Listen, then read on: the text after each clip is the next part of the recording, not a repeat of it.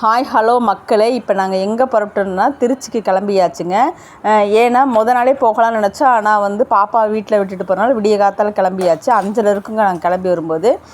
இங்கே நான் கொஞ்சம் 25 கிலோமீட்டர் தாண்டி தான் பேசுகிறேன். கண்ணாடி ஏன் போடுறேன்னா, அன்றைக்கி மதுரைக்கு போகும்போது மண் நிறைய கண்ணில் பட்டு செவந்து போச்சு. அதனால் சரி கிளாஸ் எடுத்துக்கன்னு சொன்னாங்கன்னா அவங்க ஹெல்மெட் போட்டு நான் கண்ணாடி போட்டுக்கிட்டேன். நல்லா இருக்குங்களா? அப்புறம் போட்டுட்டு சரி அப்படியே கிளம்ப ஆரம்பிச்சிட்டோம். கிளம்பி பார்த்தா ஒரே இருட்டுங்க. அதை தாண்டும் போதெல்லாம் பார்த்தோன்னா ஒரே இருட்டாச்சு. அப்புறம் கொஞ்சம் கடைங்க இதெல்லாம் அப்போ தான் ஓப்பன் ஆச்சு. ஏன்னா 5:30 போது விடியலை. அந்த இருட்டையும் சரி லைட்டாக அப்படியே அந்த இருட்டுக்குள்ளேயே நாங்கள் போய்கிட்டே இருந்தோம். கொஞ்சம் கொஞ்சமாக எங்கே கிளம்பிட்டோன்னா நேராக விடிய காத்தால் குளிச்சுட்டு கிளம்பி போனோன்னா ஒரு 2 கோயிலாட்டு நம்ம எப்பயுமே திருச்சி போனால் எல்லா கோயிலுக்கும் போகிறது தான் நம்மளோட வழக்கம். அதனால் நான் என்ன பண்ணிட்டேன்னா, சரி நம்ம கிளம்புறோம், ஒரு சாமி கும்பிட்றதுக்கு நமக்கு ஒரு வாய்ப்பு கிடச்சிருக்குன்னு சொல்லிட்டு ஃபங்க்ஷன் திருச்சியில் தான் அட்டன் பண்ணுறதுனால கோயிலுக்கு போயிட்டு போயிடலாம். ஏன்னா சீர்வீடுன்றனால நம்ம போயிட்டு வரும்போது கோயிலுக்கு வர முடியாது. எந்த டைம் தெரியாமல் நாங்கள் கிளம்பியாச்சு. இது பார்த்திங்கன்னா பாலம் என்ன ஊர் பாலங்க அது? கரூர் பாலம் வந்ததுன்னா சரி இறங்கி அந்த மூங்கில் மரம்லாம் கீழேருந்து ரொம்ப உயரத்தில் பாலம் இருக்குது பார்த்திங்களா? அந்த பாலத்துக்கு கீழே கரூர் காவேரி பாலம் இது. அப்போ சரி நின்று கொஞ்சம் சரி பார்த்துருவோம். எங்கே ரெஸ்ட்டும் தேவை இல்லைங்களா, வண்டியிலே வந்தனால பார்த்துட்டு அப்படியே மறுபடியும் கண்டினியூ பண்ண ஆரம்பிச்சிட்டோம். ஏன்னா கரூருக்கு அடுத்து கொஞ்சம் தூரம் தான் இந்த குளித்தலை பெட்டவத்தலை இதெல்லாம் வரும். இது பார்த்திங்கன்னா பழைய பாலம். சரி அப்படியே பார்த்தா தண்ணி ஒன்றுமே இல்லைங்க. தண்ணி இனிமேல் பார்த்திங்கன்னா இப்போ சித்திரை மாதம் இல்லைங்களா, ஆடி மாதம் தான் திறந்து விடுவாங்க. அப்புறம் பார்த்திங்கன்னா திருச்சி பக்கம் வந்துட்டோம். இது பார்த்திங்கன்னா அது என்ன ஊர்? திருச்சி பின்னாடி முக்கம்பூர் தாண்டி வந்தோம். முக்கம்பூர் அப்படியே இந்த அதோட ராமகிருஷ்ணா மடம்னு சொல்லுவாங்க, அதெல்லாம் அப்படியே வீடியோ எடுத்துகிட்டு அப்படியே நாங்கள் முக்கம்பூர் தாண்டிட்டோம். எல்லாம் நிறைய சுற்றுலா பயணிகளாக குளிக்கிறதுக்கு வந்துருந்தாங்க. ஏன்னா தண்ணி அதுக்குள்ளே நிறைய போகுன்றத குளிக்க போனாங்க. இது கொடியாளம்னு சொல்லிட்டு வயலூர் போகிற குறுக்கு பாதைங்க. இது மெயின் ரோட்டு வழியாக போகாமல் இங்கே ஒரு ரயில்வே கேட்டு வரும். அந்த ரயில்வேட்டுக்கு வழியாக எப்போ நாங்கள் காரில் வந்தாலும் வண்டியில் வந்தாலும் இது வழியாக போயிடுவோம். இது பார்த்திங்கன்னா இந்த ரயில்வே கேட்டு அடையாளம் கொடியாளம்னு சொல்லிட்டு போர்டு போட்டுருக்கோம். அது வழியாக போனோம்னா நம்ம வயலூர் முருகன் கோயிலுக்கு பிரதேசப்பட்ட சின்ன கோயில் தான். ஆனால் ரொம்ப சக்தி வாய்ந்தது முருகன் கோயில். அது வழி பாதை தாங்க இது. இந்த வயக்காடு வழியாக தான் போகணும். வயக்காடு வழியாக கொஞ்சம் நமக்கு ஷார்ட் ரூட்டாக கிடைக்குன்றனால இது வழியாக போயிட்டோம். அங்கெல்லாம் பார்த்திங்கன்னா ஒரு அருவி போகிற மாதிரி பாலம் இருக்குது. ஆனால் தண்ணி கிடையாது. அந்த தண்ணி திறந்து விடுவாங்க இல்லையா, அந்த டேம் மாதிரி இருக்கும். அது ஒரு அடையாளம் அந்தந்த இடத்துல. அப்புறம் பார்த்திங்கன்னா அது வழியே பார்த்திங்கன்னா பெரிய கிராமம் தாங்க. 2 சைடும் பார்த்திங்கன்னா தென்னை மரம், ஒவ்வொரு டைம் செவ்வந்தி பூ, வாழை மரம், வயல் எல்லாமே போடுவாங்க. அப்படின்னா அதை நான் எப்பயுமே போனாலுமே அங்கே நின்று ஆற்றுல பார்த்திங்கன்னா 2 சைடு ஆறு போகும். தண்ணி நிறையா இருக்குங்க. ஆனால் மீன்கள் பார்த்திங்கன்னா அவ்வளோ இருக்கும். ஆனால் மீன் இல்லை. சரி நம்ம வந்துட்டோம் வயலூர். அப்புறம் கிராஸ் பண்ணியாச்சுங்க. இதுதான் வயலூர். முன்ன ஆர்ச்சி மாதிரி இருக்கும், அதை இடிச்சிட்டாங்க. அதனால் அந்த ஆர்ச்சி எடுக்க முடியல. அப்புறம் நாங்கள் பார்த்திங்கன்னா கோயில் என்ட்ரன்ஸ் உள்ளே போக ஆரம்பிச்சிட்டோம். போய் பார்த்திங்கன்னா கூட்டம் பார்த்திங்கன்னா கொஞ்சம் சாமி பார்க்குற இடத்துல கூட்டம் கொஞ்சம் கம்மி தான். ஆனால் வெளியிலேருந்து அப்போ தான் எல்லாம் வர ஆரம்பித்தாங்க. நிறைய வேன் எடுத்து விசேஷம் ஃபங்க்ஷன் இதெல்லாம் நடத்துவாங்க போல். அப்புறம் நாங்கள் வெளியில் எல்லாம் அப்படியே வீடியோ எடுத்துகிட்டு சாமி கும்பிட்றது. சரி கூட்டமாக இருந்தால் என்ன பண்ணுறதுன்னு தெரியாமல் போனோம். வண்டியில் போய் பார்த்துட்டு சாமி வெளியில் கருப்பராக இருப்பார். அங்கேயும் சாமி கும்பிட்டுட்டு இங்கே வள்ளி தெய்வானை இருப்பாங்க. அவங்களுக்கு இந்த கல்யாணம் பொண்ணுங்களாம் விளக்கு இது பண்ணுறாங்க பார்த்திங்களா, சீக்கிரம் 2 பேர்த்துக்கு கல்யாணம் ஆகும்னு சொல்லி வேண்டி அவங்க விளக்கு போட்டுக்கிட்டு இருந்தாங்க. அவங்க அப்பா அம்மா சொல்லிக்கிட்டு இருந்தாங்க. நான் அப்படியே போய் குங்குமம் எடுத்து சாமி கும்பிட்டுட்டு நான் சாமி கும்பிட கிளம்பிட்டேன். உள்ளே பார்த்திங்கன்னா வீடியோ எடுக்கலாமா எடுக்கக்கூடாதான்னு தெரியறதுனால என்ன பண்ணிட்டேன்னா அவங்க எடுத்துக்கிட்டு இருந்தாங்க வெளியில். சரி அவங்களும் சாமி சென்டரில் முருகன் 2 பக்கம் வள்ளி தெய்வானை. நானும் பேக்கை தூக்க முடியாமல் சொல்லி ஏன்னா வெளியில் வச்சுட்டு போக முடியாததுனால உள்ளே எடுத்துகிட்டு போனேன். இதாங்க வயலூர் முருகன் கோயில். நம்ம பழனியில் வேண்டிக்கிட்டால் கூட இங்கே நேர்த்திக்கடன் நிறைவேற்றலாமா. ஆனால் இங்கே வேண்டிக்கிட்டோம்னா இங்கே மட்டும்தான் நம்ம மொட்டையடித்து வேண்டுதல் பண்ணணுமாமா. அப்படி ஒரு சக்தி இருக்குதுன்னு சொல்லி ஆதி காலத்தையே கல்யாணம் ஆகாதவங்க பசங்களுக்கு கல்யாணம் ஆகலைன்னா இங்கே வந்துட்டு போனால் சரியாகும்னு சொல்லுவாங்க. இது வயலூர் முருகன் கோயில். நான் உள்ளே வீடியோ எடுக்கலைங்க. இது என்ட்ரன்ஸ் உள்ளே போகிறது. பேக்கை வச்சுட்டு நான் உள்ளே போயிட்டேன். அவங்க வீடியோ எடுத்துகிட்டு இருந்தாங்க. எப்பயுமே திருச்சி கிளம்புறேன்னா வயலூர் சாமி கும்பிட்டுட்டு அடுத்து வெக்காளியம்மன் கோயில் போகிறது தான் என்னோடய வழக்கம். எப்போ ஊருக்கு போனாலும் சரி ஒரு வருஷத்தில் ஒரு நாள் திருச்சி ஃபுல்லாகவே, ஏன்னா நான் திருச்சியில் தான் படித்தது வளர்ந்தது எல்லாமே. அதனால் திருச்சின்றது எனக்கு ரொம்பவும் ஃபேவரட்டான ஊர். அப்பா அம்மா அங்கே தான் இருந்தாங்க. இப்போ அங்கே இல்லை, அண்ணன் அண்ணி மட்டும்தான். அண்ணன் இல்லை, இப்போ அண்ணி பசங்க மட்டும்தான் இருக்கிறாங்க. இது பார்த்திங்கன்னா வெளியில் கடைங்கள்லாம் இருக்குது. அப்புறம் பார்த்திங்கன்னா அங்கே குளிக்கிறதுக்கு பாத்ரூம் போக எல்லாமே இருக்குது. ஆனால் பட் என்ன இப்போ எல்லாமே இடிச்சிட்டு கட்டிகிட்ருக்குறாங்க புதுசாக எல்லாமே. அதனால் வந்து வேறு பக்கம் அரேஞ்ச் பண்ணியிருக்கிறாங்க. அதனால் சரி நாங்கள் வெளியிலேயே கைகால் முடிச்சு கழுவிட்டு நம்ம சாமி கும்பிட்றது கொண்டுட்டோம். அப்புறம் முடிச்சுட்டு வந்து இதெல்லாம் வந்து கடைங்கள், பூக்கடை இதெல்லாம். இந்த பக்கம் வந்து சாப்பாடு போகிற மண்டபம் வந்துச்சு, அது எல்லாத்தையுமே இடிச்சிட்டு புதுசாக கட்டிகிட்டு இருக்காங்க. புதுசாக நம்ம கட்டி முடித்தோன்னா ஒரு தடவை வந்து பிள்ளைங்கள்லாம் வந்ததுக்கப்புறம் போகணும்னு நினச்சிட்டு அப்புறம் நாங்கள் சாமிலாம் கூப்பிட்டு வண்டியை போட்டிருந்தோம். வண்டி 2 வீலர் தான் வந்தோம் இல்லைங்களா. 2 வீலரில் இப்போ நம்ம திருநீர் இதெல்லாம் பேக்கில் எடுத்து வச்சுட்டு சரி கிளம்பலாம். ஏன் கிளம்பலான்னு அவசரம்னு பார்த்திங்கன்னா ஃபங்க்ஷன் வந்து 7:30க்குன்னு சொன்னாங்க. ஃபங்க்ஷனுக்கு போய் நம்ம பழம் பூவெல்லாம் வாங்கிட்டு போகணுன்றனால எனக்கு ஒரு பதட்டமாகவே இருந்துச்சு. இருந்தாலும் சாமி கும்பிட்ற நினப்பும் இருந்துச்சு. அப்போ நம்ம கொண்டு போன கூழையும் அவங்க குடிச்சிட்டு வந்துட்டோம். இங்கே பார்த்திங்கன்னா வெக்காளியம்மன் கோயில் வந்தாச்சு. இங்கே வந்துட்டு பார்த்திங்கன்னா மோர் கொடுத்துட்டு இருந்தாங்க. சரி மோர், ஏன்னா நான் சாப்பிடவே இல்லை, மோரை வாங்கி குடிச்சு. இங்கே பாருங்கள் சாப்பாடெல்லாம் வந்து இறக்கி வச்சுருந்தாங்க அன்னதானத்துக்கு. தயிர் சாதம், புளி சாதம், தக்காளி சாதம் எல்லாம் வச்சுருந்தாங்க. எனக்கு அந்த சாப்பிட்றது ஏன்னா போய் சாமிக்கு அபிஷேகம் பண்ணிவிட்டு வந்து சாமியெல்லாம் கும்பிட்டுட்டு வந்தால் அன்னதானம் போடுவாங்க. ஆனால் பட் நம்ம வந்து விசேஷத்துக்கு போகிறதுனால நான் அவசரம் இங்கே ஏன் வந்தேன்னா நம்ம தாய் வீடு மாரி சமயபுரம் அம்மனும் சரி, வெக்காளி அம்மனும் சரி, நமக்கு ஏதோ ஒரு ரொம்ப பிரச்சனை கஷ்டம்னும் போது நான் இங்கே தான் வருவேன். இந்த டைம் ஏதோ வரணும்னு தோணுச்சு. வந்ததுக்கப்புறம் பாப்பா வேறு மாசமாக இருக்காங்க இல்லையா, இங்கே வந்து ஒரு கனி வாங்கிட்டு போய் அவங்களுக்கு கொடுக்கும்போது நல்லா இருக்குன்னு சொல்லிட்டு எனக்கு ஒரு மனசுக்குள்ளே தோணுனால சரி சாமியை கும்பிட்டுட்டு நம்ம கிளம்பிடலாம் சொல்லிட்டு. வெக்காளியம்மன் கோயிலை பொறுத்த வரைக்கும் நம்ம வந்து ரொம்ப கூட்டம்னு பயப்பட வேண்டாம், ஈஸியாக சாமி கும்பிட்டு போயிடலாம். அம்மன் பார்த்திங்கன்னா வெயிலே இருக்கிறாங்க. அந்த வெயிலில் இருக்கும்போது தான் உங்களுக்கு அப்படி வீடியோ எடுத்துருக்குறோம். எப்பயுமே நான் சின்ன பிள்ளையிலேருந்து இங்கே இந்த கோயிலுக்கு தாங்க வெள்ளிக்கிழமை எங்கள் அம்மா கூட்டிகிட்டு வருவாங்க. இங்கே எப்படி திருப்பூரில் கொண்டாத்தா கோயிலோ அது மாதிரி வந்து வெக்காளியம்மன் கோயில். இதுக்கு வரலாறே இருக்குது நிறையா. அதெல்லாம் வந்து இன்னொரு வீடியோவில் பேசுகிறேங்க. ஏன்னா இது பேசுகிறதுக்கு நமக்கு பேசணும், அப்புறம் பேசிக்கலான்ட்டு சரி இருந்தேன். இங்கே வந்து பார்த்திங்கன்னா எண்ணெய் வந்து எடுத்துகிட்டு போய் கை கால் தேய்ச்சிக்கிட்டால் வலி குறையின்றது என்னோடய நம்பிக்கை. அங்கே ஒரு சிலர்னு சொல்லுவாங்க. எப்போ போனாலுமே பாட்டிலில் எண்ணெய் ஊற்றிட்டு எடுத்துகிட்டு வந்துடுவேன் நான். அது மாதிரி எடுத்து இது கோயிலை சுற்றி நாம் டைம் ஆச்சுன்னு சொல்லிட்டு கோயிலெல்லாம் சுற்றி தான் புதுசாக கும்பாபிஷேகம்லாம் முடிஞ்சுது.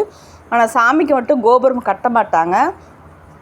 உங்களுக்கே தெரியும், அதுக்கு ஒரு கதையே நிறைய இருக்குதுன்னு சொல்லிட்டு. வெயிலில் மட்டும்தான் சாமி இருக்கும், கோபுரம் கட்ட கிடையாது. சென்டரில் வந்து ஓப்பனாக தான் இருக்கும். ஆனால் ரொம்ப சக்தி வாய்ந்தது வெக்காளியம்மன் கோயில். அம்மன் வந்து எனக்கு ரொம்ப பிடிச்ச அம்மன் பார்த்திங்கன்னா திருச்சியில் வந்து இதுவும் சமயபுரத்து அம்மனும் எனக்கு எப்பயுமே ரொம்ப பிடிக்கும்.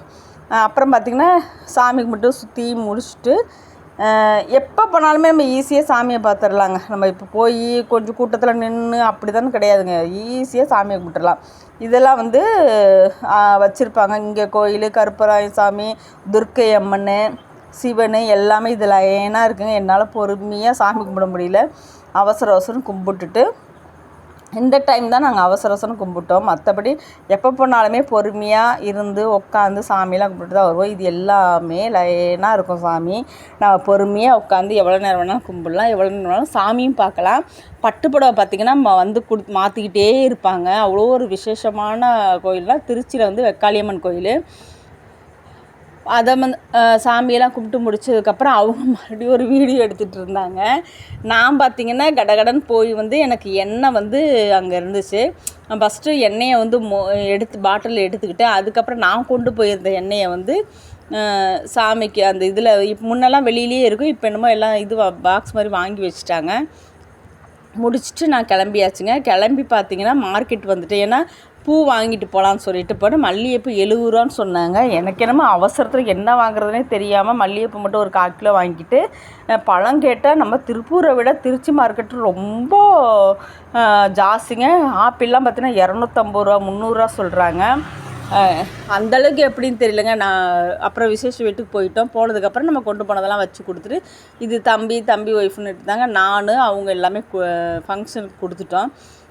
ஏன்னா டைமே ஃபங்க்ஷன்லாம் முடிஞ்சுது. சரி வாங்க மாமா அப்படின்னு சொன்னனால வந்து இவங்க வந்து மிலிட்ரியில் இருக்கிறாங்க. தம்பியோட ஃப்ரெண்டுனால நம்மளை அக்கா மாமான்னு தான் கூப்பிடுவாங்க. அப்புறம் சீர் வீட்டில் வந்து கிஃப்ட்டு கொடுத்தாங்க. நுணுக்கமாக என்ன கொடுத்துருக்காங்க பார்த்திங்கன்னா, திருச்சி வெயில் தானேங்க, காது இது இது என்னங்க காத்தாடியா, அதுவும் கிண்ணமும் கொடுத்துருந்தாங்க. அது முடிச்சுட்டு அப்புறம் மாடிக்கு போய் சாப்பிட ஆரம்பிச்சிட்டோம். எனக்கு பசி வேறு, காலையில் சாப்பிடல. அப்புறம் பார்த்திங்கன்னா இது mutton biryani, chicken gravy, ice cream, பீடா எல்லாம் கொடுத்தாங்க. அதை சாப்பிட்டு முடிச்சதுக்கப்புறம் கீழே வந்துட்டு இதெல்லாம் பக்கத்தில் வீடுங்க, இதுதான் ஃபங்க்ஷன் வீடு. ஃபங்க்ஷன் வீட்டில் அப்புறம் நாங்கள் எல்லாருமே அப்படியே உட்காந்துருந்தோம் கொஞ்சம் நேரம். ஏன்னா வந்த உடனே கிளம்ப முடியாது, பாப்பா விட்டு போகிறனால உட்காந்து கொஞ்ச நேரம் பேசிட்டு கிளம்பிட்டேங்க.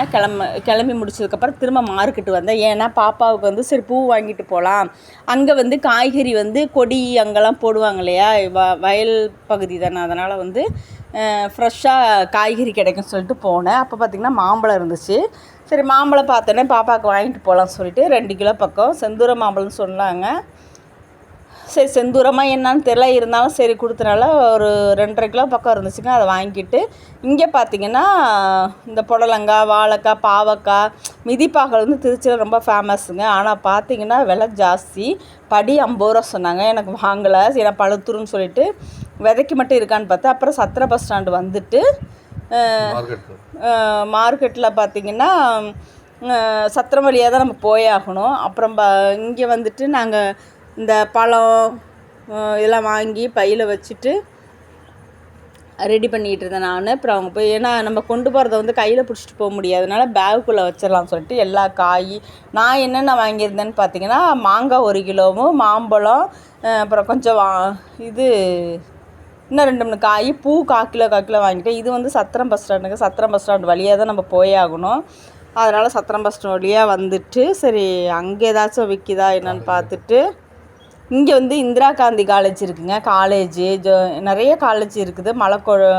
மலைக்கோட்டை பக்கத்தில் காலேஜ் இருக்குது. இது மலைக்கோட்டை போய் நாங்கள் எடுக்க முடியாது, ஏன்னா அங்கே என்னமோ கட்டிக்கிட்டு இருந்தாங்க. அதனால் நான் விட்டு தூரத்துலேருந்தே வந்து மலைக்கோட்டையை மட்டும் ஃபோக்கஸ் பண்ணி எடுத்தாங்க. சரி நான் வேணான்னு சொன்னேன், இன்னொரு நாளைக்கு வந்து பார்க்கலான்னு சொன்னேன். சரி எடுத்துடலான்னு சொல்லிட்டு எடுத்துகிட்டு வண்டியில் வெயிலுங்க பயங்கரமாக, நான் துண்டு எதுவுமே கொண்டு போகல. சரி ஒரு ஷால் மட்டும்தான் கொண்டு போயிருந்தேன், அதை தலைக்கு கட்டிட்டு. இது வந்து பார்த்திங்கன்னா திருச்சி போகிற வழியில் வந்து பார்க் வச்சுருக்குறாங்க, பறவைகளுக்காக வந்து வச்சுருக்காங்க. உள்ளே போகலைங்க, நாங்கள் 2 பேருனால சரி உள்ளே போய் என்ன பண்ண போகிறோம், டயர்டாக இருக்குன்னு சொல்லிட்டு இன்னொரு நாளைக்கு பிள்ளைங்களாம் வந்ததுக்கப்புறம் போய்க்கலாம்னு சொல்லிட்டு நிறையா பேர் என்ட்ரன்ஸ் உள்ளே போய் பார்த்துட்டு வந்துட்டு இருந்தாங்க. அப்புறம் பார்த்து முடிச்சுன்னா வர வழியில் காவேரி ஆறு ஓடிட்டு இருந்துச்சுங்களா. தண்ணியை பார்த்ததும் யாருக்கு தாங்க ஆசை இருக்காது. நானும் போய் தண்ணியில் இறங்கி குளிக்கிறேன்னு, ஆனால் நான் ட்ரெஸ் கொண்டு போகலன்றனால வேணான்னு சொல்லிட்டாங்க. இருந்தாலும் நான் ஒரு விட்டுருந்தா குளிச்சிருப்பேங்க. குளிச்சுட்டு பரவாயில்ல, நம்ம என்ன வெயில் அடிக்கிற வெயிலுக்கு நம்ம வரும்போதே காஞ்சுன்னு சொல்லிட்டு கொஞ்சம் அள்ளி போட்டுக்கிட்டேன். இதில் என்ன ஒரு சந்தோஷமான விஷயம்னா, பாப்பாவுக்கு அவங்க வீட்டுக்கு ட்ரான்ஸ்ஃபர் பண்ணுறது திருச்சி பண்ணிட்டாங்க. இனி வந்து பாப்பா குழந்த பிறந்தோன்னா போகணும், இனி திருச்சி தான் போய் ஆகணும். திருச்சிக்கு சென்னை இனிமேல் கிடையாது. அப்போ திருச்சி போகும்போது கண்டிப்பாக மூட்டை முடிச்சோடு காரில் எடுத்து போட்டு துவைக்கிறதுக்கு குளிக்கிறதுக்குலாம் அங்கே போயிடுவேங்க. அவ்வளோதாங்க, இனி திருச்சி தான் அடிக்கடி போகிற மாதிரி இருக்கும். அப்போ உங்களுக்கு எல்லா கோயிலுமே சுற்றி காமிக்கிற மாதிரி இருக்கும். அது போக வந்து தண்ணி நிறையா போகுது. எல்லாருமே குளிச்சுக்கிட்டு இருந்தாங்க. நான் ட்ரெஸ் கொண்டு போயிருந்தால் கண்டிப்பாக குளிச்சுருந்துருப்பேன். அப்புறம் கோயிலுக்கும் போயிருக்கோம், ஃபங்க்ஷனுக்கும் போயிருக்கோம். அந்த மாதிரி குளிச்சுட்டு மாற்றிட்டு போகக்கூடாதுனால அதை விட்டுட்டேன். அப்புறம் பார்த்திங்கன்னா தண்ணி வந்து இந்த நடு ஆற்றுக்கிட்ட தான் நான் நிற்கிறேன். ஏன்னா அவ்வளோ தண்ணி போகும். இப்போ சித்திரை மாதம்னால தண்ணி கிடையாது. ஏன் தண்ணி கிடையாதுன்னு இப்போ சித்திரை மாதம் ஆடியில் தான் திறந்து விடுவாங்க. நான் சின்ன பிள்ளை இருந்த வரைக்கும் இதுதான் போய் சென்டரில் போய் நான் நின்னது, இது வரைக்கும் நின்னதே கிடையாது. இவ்வளோ வயசாகி தான் போய் நின்றுருக்கேன் நான் அந்த இடத்துல.